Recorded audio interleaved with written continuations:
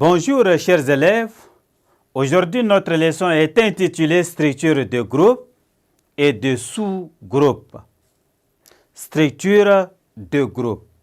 À la fin de cette séquence, vous devez être capable de montrer qu'une partie d'un ensemble est stable par une loi de composition interne. Définition.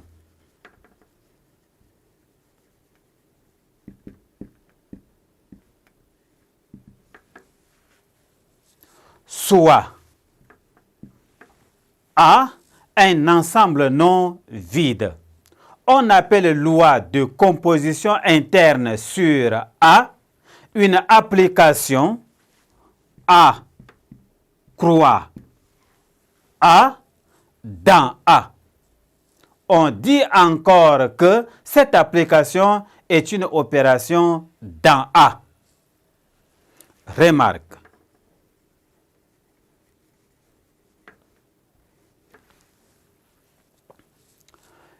Il est important de comprendre le schéma permettant de définir une loi de composition interne dans un ensemble donné E.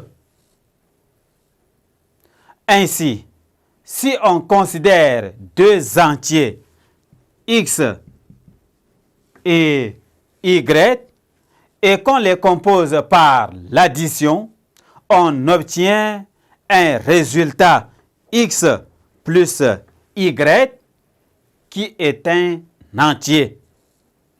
Si A et B sont deux sous-ensembles de E, alors A inter B est un sous-ensemble de E. De même, si F et G sont deux applications affines du plan et qu'on les compose par la loi rond,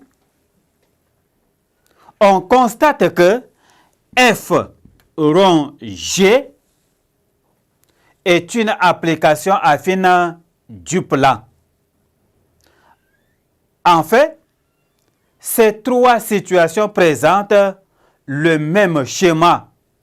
On prend deux objets de même nature et on construit un nouvel objet de même nature que les deux objets de départ. Exemple.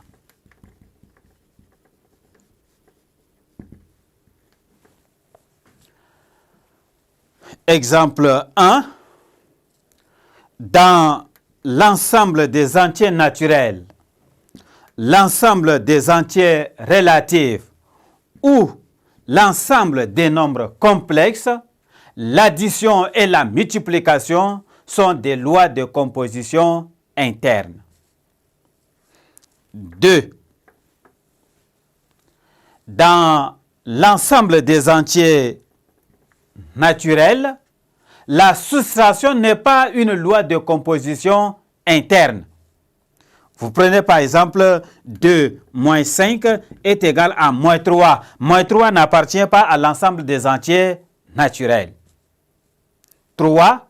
Si E est un ensemble non vide, la composition des applications de E dans E est une loi interne. 4. E étant un ensemble donné, l'intersection et la réunion sont des lois de composition interne dans P de E. Merci chers élèves de m'avoir prêté attention. Au revoir et à la séquence suivante.